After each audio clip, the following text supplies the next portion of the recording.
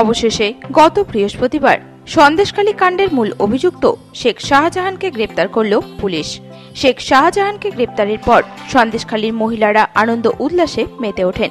তারই রেশ এসে পৌঁছল দক্ষিণ দিনাজপুর জেলার বালুরঘাটে।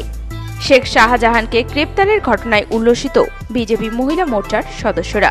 শুক্রবার বালুরঘাটে বিজেপি জেলা মহিলা মোর্চার পক্ষ থেকে জেলা বিজেপি কার্যালয়ের সামনে রাস্তায় ঢাকঢোল বাজিয়ে মহিলারা আবির মেখে নৃত্য প্রদর্শন করেন। আনন্দ উল্লাসে মেতে ওঠেন মহিলা কর্মী সমর্থকরা। এই বিষয়ে বিজেপি মহিলা মোর্চার জেলা সভানেত্রী ষষ্ঠী বসাক ভট্টাচার্য জানান,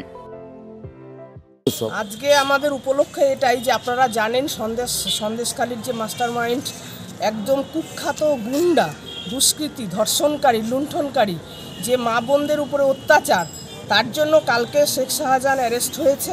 এবং আমরা খুবই আনন্দিত, বাংলার মা বোনেরা, সন্দেশখালীর মা বোনদের যে রক্ত রক্ত পড়ছে, চোখ দিয়ে জল পড়ছে, তার মনে হয় একটা নিশানা নিশ্চয়ই কিছু হবে। আপাতত উনি অ্যারেস্ট হয়েছেন। আমরা চাই ওনার একদম সারা জীবন যেন উনি জেলেই বন্দী থাকে, না হলে ফাঁসি চাই। এই দুটোর মধ্যে একটা চাই। এটাই আমাদের কাদের পক্ষ থেকে বিজয় উল্লাস, এটা আমাদের বিজয় মহিলা মোর্চা থেকে আমরা করছি। প্রত্যেকটা জায়গায় আজকে আমাদের এই উৎসব চলছে। বালুরঘাট থেকে রিপন ভৌমিকের রিপোর্ট, নিউজ টুডে।